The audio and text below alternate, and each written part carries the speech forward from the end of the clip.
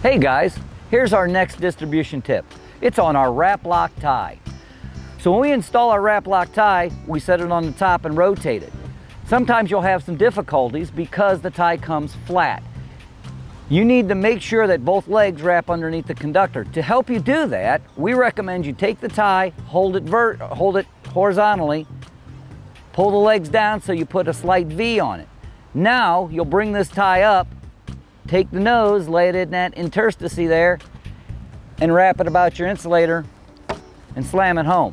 Now that tie is set and you're ready to install your legs. Simple as that.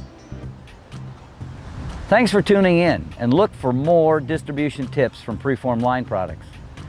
Make sure to go out to our YouTube channel and like us and subscribe so you get all the updates on all these distribution tips.